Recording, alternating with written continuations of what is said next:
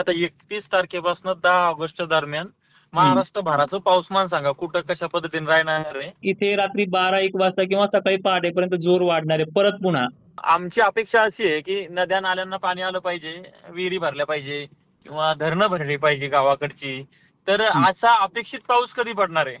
वगैरे भागांना red alert आहे सर उद्या, पण शेतीची कामे करून घ्या. हे बघा, मी माझ्या पद्धतीने सॉल्व्ह करतोय हा प्रश्न. पश्चिम महाराष्ट्र जो आहे तिथे अल निनोचा किती इफेक्ट जाणवतोय आणि एकंदर सध्याची परिस्थिती काय पुढची? तुम्ही अजून घरी पोहोचले नाही, तुमच्या भागामध्ये खूप चांगला पाणी झालेलं आहे सध्या सुद्धा. तर 36 जिल्ह्यापैकी 30 जिल्हे हे चांगले बरसलेले आहेत सर ह्या वर्षी. नमस्कार तोडकर साहेब. नमस्कार नमस्कार ज्ञानेश्वर खरात पाटील सर, बोला. हा, तुम्ही सांगितलं होतं मला की जेव्हा हवामान खूप कोरडं होतं आणि IMD वगैरे सांगत होते की 21-22 नंतर पाऊस सक्रिय हा हा. होईल. हम्म हम्म 16-17ला वातावरण निर्मिती हम्म होईल. हम्म त्या पद्धतीनं वातावरण निर्मित झालं हम्म आणि चांगल्या पद्धतीचा पाऊस आता आम्हाला सुरू आहे. पण आमची अपेक्षा अशी आहे की नद्या नाल्यांना पाणी आलं पाहिजे, विहिरी भरल्या पाहिजे किंवा धरणं भरली पाहिजे गावाकडची. तर हम्म. असा अपेक्षित पाऊस कधी पडणार आहे? नक्कीच आपण तो विषय घेऊयात. पहिले मला तुमचे आभार व्यक्त करायचे आहेत. सगळ्यात हा. महत्वाचं म्हणजे हम्म, हम्म, हम्म. ज्या गोष्टी विरोधकांनी करायच्या असतात त्या बऱ्याचशा गोष्टी तुम्ही हँडल केल्यात सर. मला असं शेतकऱ्यांचं म्हणणं नाही बरं का, तुमचं कौतुक हा. मी करणारा कोणी नाहीये. हम्म, हम्म, वैयक्तिक हम्म. मला बरेच जण म्हणायचे सर आम्ही त्यांच्या चॅनलला बघतोय, कधी मध्ये का होईना त्यांना रेकॉर्डिंग देत जा म्हणतात, ते मला म्हणतात. आणि हा हा बरेच असे समस्या आहेत, कर्जमाफीच्या असू द्या, कुठले पण मुद्दे असू द्या, रोखठोक भूमिका तुम्ही मांडतात असं मला त्यांनी कळवलंय. मी तुमचे व्हिडिओ बघतोय, पण आता काही हो, अभावी कामाभावी कधी कधी बघणं होत नाहीये. बरोबर विदर्भातला आहे. असेल, आणि असं नाही की विदर्भातलाच बघतोय, अनेक शेतकरी बघतोय. आता हो विषय हो. पावसाचा. आज हा तुम्ही बघताय विदर्भामध्ये असे अनेक भाग आहेत तिथे नदी नाल्यांना पाणी आले, काही ठिकाणी अपेक्षा पूर्ण पाऊस झालाय. मागच्या वेळेस हा. तुम्हाला रेकॉर्डिंग दिली त्यावेळेस सांगितलं फक्त जीवदान येईल आणि शेवटच्या 30 जुलैपर्यंत काही ठिकाणी विहिरीला थोडं थोडं का होईना पाणी येईल. हम्म. राईट. हो. आता पुढचा काळ सुद्धा खूप चांगला आहे. तुम्ही जसे मला प्रश्न विचाराल तसं मी तुम्हाला उत्तर देण्यासाठी आता सज्ज. आजची तारीख किती आहे? 30 जुलै. आजची 30, उद्या 31 तारीख आहे. मला तुम्ही आता 31 तारखेपासून 10 ऑगस्ट दरम्यान हम्म. महाराष्ट्र भराचं पाऊसमान सांगा कुठं कशा पद्धतीने राहणार आहे ते सांगा. नक्कीच सर, नक्कीच. आता बघा, सध्याची परिस्थिती सर, आजच्या आपण जे रेकॉर्डिंग त्या टायमिंगला होतो त्याची परिस्थिती आहे. ज्या हम्म. तुम्ही भागातनं आता सध्या प्रवास करता तिथे थोडा अल्पसा पाऊस आहे, म्हणजे कमी कामपुरता आहे तिथे अहिल्यानगरला. सध्या सध्या मी आता हा. जालना वरनं पुढे निघालोय समृद्धी हायवे ना, इथं हो. भुरभुर चालू आहे पावसाची. हा. तर हे जी हा बुलबुल चाली ना, इथे रात्री 12-1 वाजता किंवा सकाळी पहाटेपर्यंत जोर वाढणार आहे परत पुन्हा. हा जालन्याला हा तुम्ही जसं जसं पुढे येताल ना सर, पुढे पुढे आणखीन देऊळगाराच्याकडे, चिखलीकडे किंवा भोकरदन मार्गे जर आलं तिकडे बघा नाही, विहिरीला हम्म. किंवा नदीला पाणी आलेलं आहे त्या भागामध्ये. आणि हा अहिल्यानगर दक्षिण महाराष्ट्र जो आहे, जो पर्जन्य छायेचा पट्टा आहे, यांना हा समाधानकारक पाऊस हा रात्र्यातून पडणार आहे. सकाळच्या 8 ते म्हणजे अजून 12 घंटे पावसाची क्षमता त्या भागात ठेवलेली आहे. आणि उद्याचा जर तुम्ही विचारताय 31 जुलैचा, म्हणजे उद्यापासून पुढचा आठवडा कसा जाईल किंवा पुढचे पाऊस कसे असतील थोडक्यामध्ये, हम्म. हम्म. तर हम्म. हे जे काही भाग आहेत ना सर, खानदेश, नाशिक जिल्हा असेल त्यामध्ये आपला संभाजीनगर इन्व्हॉल्व आहे आणि विदर्भ पण इन्व्हॉल्व आहे. उद्या हम्म. 12 वाजेपर्यंत ही मुसळधार पाऊस तुमच्या भागामध्ये पडू शकतो अनेक ठिकाणी उद्या. बर.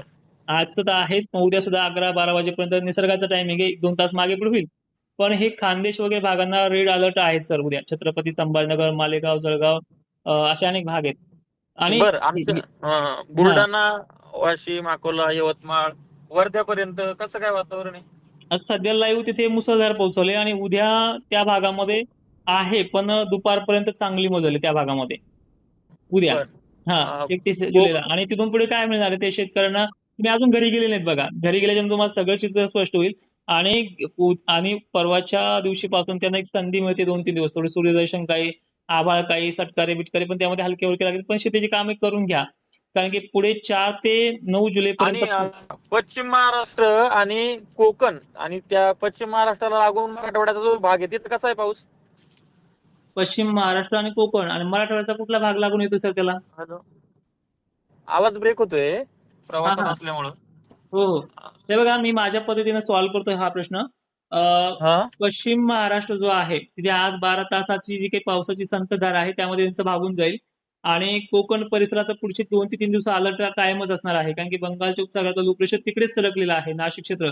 आणि जो हम्म. आपला हा जायकवाडी आहे जो आज 70% पूर्ण झालाय, म्हणजे अल्निनोच्या हम्म. ते हे होणं म्हणजे आश्चर्यचकित काय आहे. पण इथे 80 ते 82चं व्याप्ती पूर्ण होईल असं सुद्धा पाऊस उद्या आहे त्या भागामध्ये 31 जुलैला. आणि हे पावसाचा प्रभाव हा बंगालच्या उपसागरात लो प्रेशर संपुष्टात येते 31 जुलैला दुपारपर्यंत किंवा संध्याकाळपर्यंत खानदेश घेऊन. आणि बर त्यानंतर ते हा बोला हा हा बोला ना. अल निनोचं जे सांगत होते, तर ते हम्म, अल निनोचा प्रभाव आता मला दिसतोय. कारण हम्म, की दरवर्षी सरासरीच्या तुलनेमध्ये पाऊसमान कमी आहे. हम्म, आतापर्यंत आमच्या नदी नाल्याला पाणी यायचं, आमच्या विहिरी भरायच्या. मात्र हम्म. आता आमचे पिकच अजून इथं आणलेले आहेत की त्यांनाच पोटभर पाणी नाहीये. आदळवणी आपण ज्याला पाणी म्हणतो तसं पाणी नाहीये. हम्म. तर त्या अल निनोचा किती इफेक्ट जाणवतोय आणि एकंदर सध्याची परिस्थिती काय आहे पुढची? अलिनोचा इफेक्ट फक्त ह्या प्रणालीला जाणवलाय तो म्हणजे असमान वितरण. बाकी याच्या पलीकडे तो जाणवलेला नाही सर अजूनही. आणि विषय नाही तुम्ही ना? फक्त 2025 थोडा बाजूला ठेवा. हा. मागच्या 10 वर्षात सुद्धा जून आणि जुलैला विहिरीला पाणी आलेलं नव्हतं कधीच. बर. हा.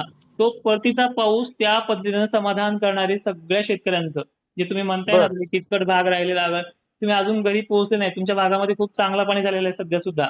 त्याच भाग बर. नाही बर. बर. बीड, मराठवाडा, लातूर, नांदेड, यवतमाळला तर कदरलेत लोक अक्षरशः खालीचं पाणी फोडून द्यायला लागलेत काढून बाहेर ती.